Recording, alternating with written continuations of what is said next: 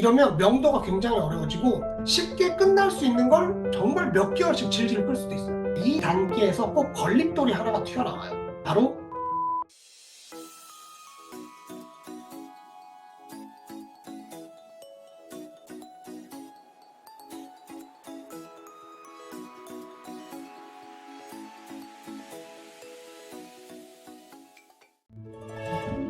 오늘은 회원님이 낙찰받은 집 명도하는 날이었어가지고 현장을 다녀왔어요. 간략하게 명도에 대해서 조금 정리를 할 겸 해서 사무실을 들어왔습니다. 우리 5월 낙찰방 개강하니까요. 같이 즐겁게 경매를 해보고 싶으신 분들은 연락 주시기 바랍니다. 자, 명도는 경매를 처음 하시는 분들이 정말 많이 걱정하는 부분이에요. 막상 낙찰을 받고 해결을 한두 번만 해보면 의외로 어렵지 않다고 생각하실 수 있거든요. 그리고 대화를 통해서 합의점을 잘 찾을 수 있습니다. 점유자가 돈을 못 받는 사람인지 조금이라도 받아가는 사람인지를 구분해서 대응을 따로 하시면 되는데요. 명도 과정에서 내가 힘들지 않으려면 나만의 명도 절차랑 명도 대화 시에 대본이 좀 준비되어 있으면 됩니다. 그리고 조금의 법적인 지식도 있으면 되고요. 이렇게 두 가지만 기억하고 진행을 하시면 큰 문제는 발생하지 않아요. 배당을 받아가시는 분이라면 우리가 낸 잔금 중에 일부를 법원에서 받아가셔야 되거든요. 그분이 법원에서 돈을 받아가려면 낙찰자의 명도 확인서와 인감증명서가 필요해요. 그렇기 때문에 배당을 받는 분이라면 우리가 팔자를 쥐고 있다고 생각을 하시고 조금은 수월하겠다라고 생각을 하시면 됩니다. 점유를 하고 있는 분이 소유자거나 돈을 한 푼도 못 받는 임차인이라면 시작이 조금 깔끔하지 않을 가능성이 더 많아요. 낙찰받은 사람한테 기본적으로 배타적입니다. 이런 분들은 경제적으로 일단은 손실이 생겼기 때문에 이사 갈 곳을 새로 마련하는 것 자체가 어렵습니다. 그렇기 때문에 협상이 조금 어려운 경우가 좀 있어요. 하지만 이것도 우리가 두려워할 내용은 아닙니다. 우리가 앞으로 만나야 할 이 분들은요, 나쁜 사람들이 아닙니다. 이 사람들의 절박한 상황이 사람을 조금은 딱딱하게 만들더라고요. 특히 채무자금 소유자 이런 분들이거나 대항력이 없어서 아니면 권리신고를 잘 하지 못해서 배당을 못 받는 경우에는 더욱더 낙찰자한테 적대적이 되시더라고요. 그렇다고 우리가 그 사람들의 어려운 상황을 우리가 도와줄 필요는 없어요. 상황이 너무 안 되고 안타깝지만 우리가 이사비를 1,000만 원, 2,000만 원씩 줄 수는 없잖아요. 그리고 내가 이사비를 만약에 지원을 해준다면 내가 당연히 줘야 될 걸 너희들에게 주는 게 아니고 안 줘도 되는데 내가 그대들을 배려를 해서 주는 것입니다. 이런 인식을 심어주셔야 되시고요. 그런 만큼 그쪽에서도 저한테 주는 게 있어야 됩니다. 세상에 공짜는 없어요. 내가 이사비를 어느 정도 지원을 해주는 대신에 당신이 이사를 나가기 전까지 부동산에서 전세 살고 싶어 하는 사람을 데리고 오면 내부를 잘 보여줘라. 이렇게 해야 된다는 거죠. 이 점유자분들을 대할 때는 그쪽에서 조금 배타적으로 말씀을 시작해도 우리는 인간적으로 존중을 해주고 예의를 지키면서 얘기를 해야 합니다. 개인적으로 친해지자는 게 아니고요. 그냥 명확하게 비즈니스 모드로 대화를 하시면 생각보다 수월한 명도가 진행될 수 있어요. 그리고 대화를 하게 되면 당신의 입장에 대하여 주변 이상한 데서 확인하지 말고 변호사 사무실이나 법률 상담소 같은 데서 정확하게 전문가한테 확인을 해봐라. 이렇게 얘기를 하시면 됩니다. 우리 쪽에서 먼저 전문가한테 확인을 해봐라 라고 하면 앞으로 우리가 내뱉는 모든 말에 설득력이 생깁니다. 자, 낙찰받는 날부터 시작을 한번 해볼까요? 자, 최고가 매수인 김땡땡 씨 앞으로 나오세요 하면 신나는 기분으로 그날은 그냥 소고기 사드시면 됩니다. 절대로 낙찰받고 점유자 만나러 가지 마세요. 전화번호 남기고 와라, 이삿날을 조율해라, 포스트에서 써놓고 와라 이러는데 전 무조건 반대입니다. 자, 입장을 바꿔서 생각을 해보세요. 내가 아들이랑 부모님이랑 살고 있는데 가뜩이나 경매가 돼서 마음이 너무 아픈데 그리고 이웃에다가 소문내고 싶은 사람이 누가 있겠습니까? 그런데 누가 와서 우리 집 대문에다가 경매 낙찰자 누굽니다. 연락을 하고 싶으니 어쩌고저쩌고 그러면서 포스트를 딱 붙여놓고 가봐요. 이렇게 하면 시작부터 힘든 길을 내가 일부러 자처해서 가는 거예요. 절대 이렇게 하지 마세요. 자, 첫날은 그냥 좀 즐기시고 이렇게 일주일이 흐르면요. 매각 허가가 떨어지는데요. 매각 허가라는 게 법원에서 낙찰된 과정이나 낙찰자한테 문제는 없고 낙찰자가 돈만 내면 소유권을 넘겨주겠다라고 결정을 하게 되는 거예요. 이렇게 되면 이해관계인이 경매 낙찰이 마음에 들지 않아서 뭔가를 하고 싶지만 뭔가를 하려면 보증금을 또 묻어야 돼요. 그렇기 때문에 돈이 들어가는 일이기 때문에 우리는 이 부동산을 가져올 확률이 높아집니다. 이렇게 허가가 떨어지면 그때 우편이나 문자 한 통을 보내세요. 이때는 정말 가벼운 마음으로 보내시면 됩니다. 매각 허가는 떨어졌지만 우리는 아직 주인이 아니거든요. 내용은 저는 최고가 매수인 김땡땡입니다. 매각 허가가 며칠부로 되었고 며칠 후에 잔금을 납부하게 될 예정인데 잔금 전에 미리 이사 준비를 하실 수 있도록 사전에 알려드립니다. 서로에게 손해가 발생하지 않도록 빠른 시일 내에 협의를 보기를 희망한다. 뭐 요 정도. 이렇게 해서 연락처를 기재하시고 일반 우편으로 보내시면 돼요. 점유자는 당연히 낙찰된 걸 알고 있습니다. 그런 차에 매각 허가도 떨어지고 우편물도 확인을 하게 되면 이제는 내가 진짜 나가야 될 때가 왔구나. 이렇게 마음의 준비를 하게 되기 때문에 그 다음 스텝이 좀 더 수월해지거든요. 이렇게 우편을 보내기 전에 우리는 대응을 하기 위해서 대본을 좀 만들어 놔야 되고 법적인 자료들을 좀 준비해 둬야 됩니다. 갑자기 막 전화 왔는데 즉흥적으로 대처를 하려고 하면 실수를 할 수가 있어요. 마음의 여유를 가지고 시작을 해야 됩니다. 절대 내가 조급하다라는 느낌을 그쪽에다 보여주면 안 돼요. 처음 대화니까 부드럽고 여유 있게 시작하시면 됩니다. 예를 부드럽고 여유 있게가 포인트예요. 내가 허가 떨어졌고 나 언제 잔금 낼 거고 소유권 넘어오면 너 무단점유니까 임차도 나한테 내야 돼. 그러니까 생각해서 이사 언제 나가고 관리비까지 다 납부하고 나가라. 이렇게 시작을 해버리면 상대방 입장에서는 싸우자는 걸로 들리고 진짜 지저분한 명도가 될 가능성이 높아요. 우리요?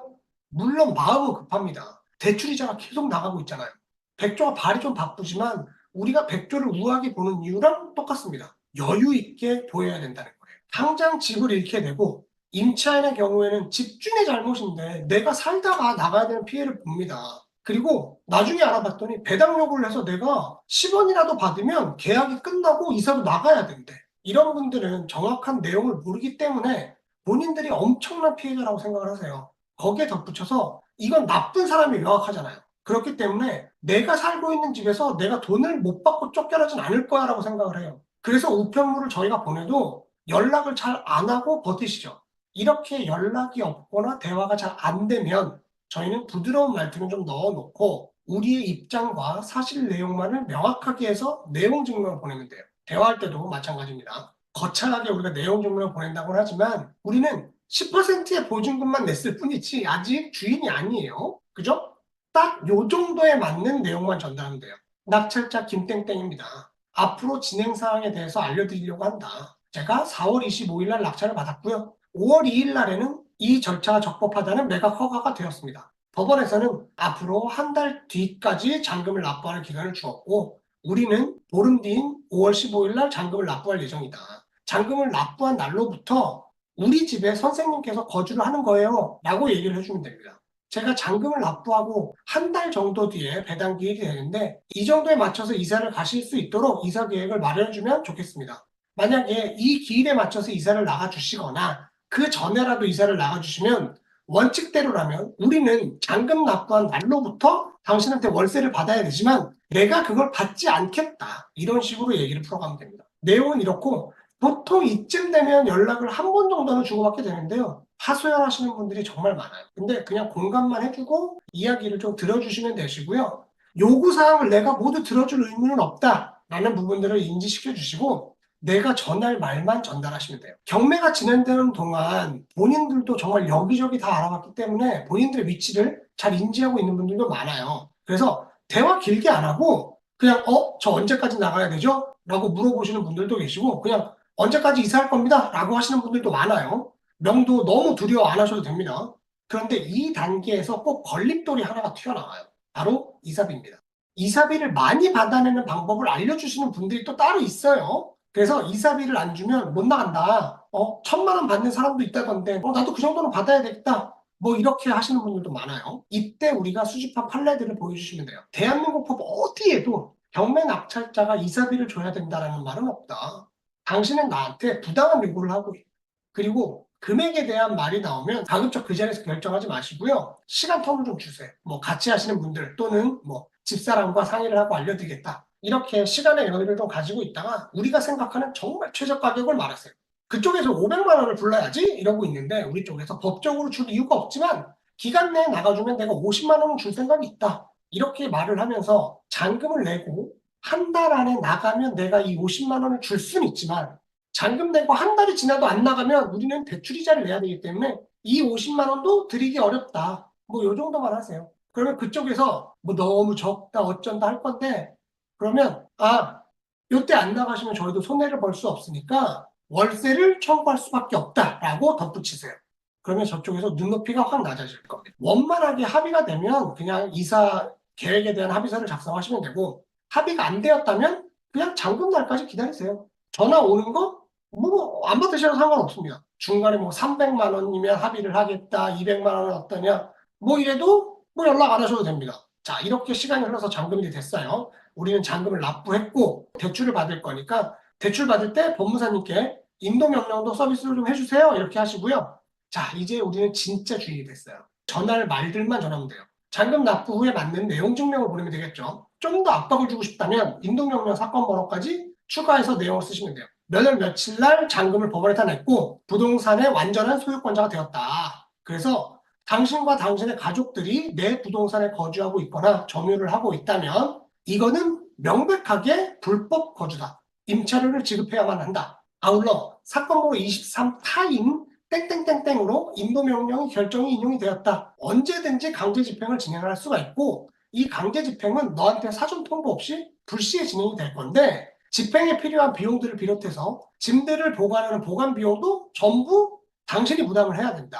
근데 위의 내용들은 협의가 정말 되지 않았을 때 진행이 될 내용들이고 서로 손해가 되지 않도록 협의를 한다면 벌어지지 않는다. 그러니 연락을 달라. 뭐 이제 이렇게 하는 내용입니다. 자, 이제는 저쪽에서 연락을 안 줄 수가 없습니다. 우리가 너한테 돈을 준다는 내용은 거의 없죠. 대신에 네가 손해가 얼마가 발생할 거다라는 거에 대한 내용이 이만큼이에요. 이렇게 되면 연락을 안 줄 수가 없습니다. 그냥 연락 받으면 돼요. 인도명령이 결정이 되면 바로 강제 집행까지 넣는 게 시간적으로 더 이득이에요. 중간에 협의가 되면 집행을 안 하면 되지만 강제 집행을 신청 안 하고 그냥 협의만 가지고 시간을 다 보내고 난 다음에 뭔가 잘못돼서 그 뒤에 또 뭔가 하려면 시간이 또 흘러가야 되기 때문이에요. 이렇게 이삽이랑 이삿날을 합의를 하게 돼요. 이삿날을 협의했다고 하더라도 안심하고 있으면 안 됩니다. 언제까지 이사를 나가겠다 했지만 늦어지는 경우가 정말 많아요. 이사하기로 한 날인데 당일날 아침에 갔더니 이삿짐 차는 없어. 그리고 집에 문을 열어봤더니 집이 잠겨 있어. 그렇기 때문에 이삿날이 정해졌다면 최소한 우리가 안심하고 확인할 수 있도록 부동산 계약서나 이삿짐 센터 이사 계약서를 달라고 하셔야 돼요.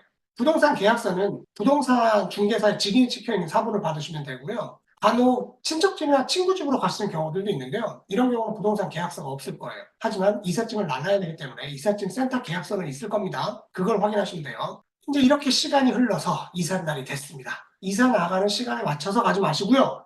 아침 일찍 가세요. 가셔서 들어가지 말고 밑에서 지금 나가고 있네 이런 거 보시고 관리실 가서 관리비는 정산이 됐는지 이런 걸 확인하시면 돼요. 자, 이사가 다 끝나고 짐이 남은 게 있는지 없는지를 확인을 해보시고 짐이 남아있는데 좀 버려주세요 라고 한다면 차후에 이 짐이 문제가 되지 않도록 뭐 영상이나 녹취 뭐 이런 것들을 남겨주시고 명도 퇴고 확인서를 작성하시고 직키, 비밀번호, 마스터키 등을 넘겨받으시면 됩니다. 보통 키 받고 번호만 바꾸면 된다고 생각하시는 분들이 많은데 복사된 키가 있다던가 마스터키가 있으면 다시 들어갈 수 있습니다. 그리고 들어가서 버티면 우리는 방법이 없죠. 강제로 끌어낼 수도 없습니다. 그러니까 도어락 얼마 안 하니까 그냥 당일날 도어락을 바꾸세요. 인터넷에 도어락 사놓고 설치도 유튜브 찾아서 5분만 보면 할 수 있어요. 이렇게 해서 이사를 나가시게 되면 이제 집 구석구석을 천천히 살피면서 임대나 매매 준비를 하면 됩니다. 이렇게 해서 명도가 끝이 난 거예요. 어쨌거나 명도 자체는 합의가 가능합니다. 그리고 합의가 안 되더라도 최악의 상황이 오더라도 우리는 강제 집행이라는 수단이 있으니까 겁먹지 마세요. 그리고 이자 내야 되고 마음은 조급한데 이 사람이 내 우편도 안 받고 전화도 안 받고 뭐 이래서 스트레스를 스스로 받게 되는데 우리보다 힘든 건 저쪽입니다. 우리는 마음의 여유를 좀 가지세요. 명도는 마음의 여유가 있어야 잘 풀려요. 우리는 대한민국 법에 의해서 낙찰을 받았고요. 저번에 채무를 해결해 줬기 때문에 당당하면 됩니다. 대신에 점유자분들께 내가 화가 난다고 말을 막 하시면 안 됩니다. 절대 안 돼요. 이러면 명도가 굉장히 어려워지고 쉽게 끝날 수 있는 걸 정말 몇 개월씩 질질 끌 수도 있어요. 오늘은 명도에 대해서 간략하게 설명을 드렸고요. 다음에 좀 더 알찬 내용으로 찾아뵙도록 하겠습니다. 감사합니다.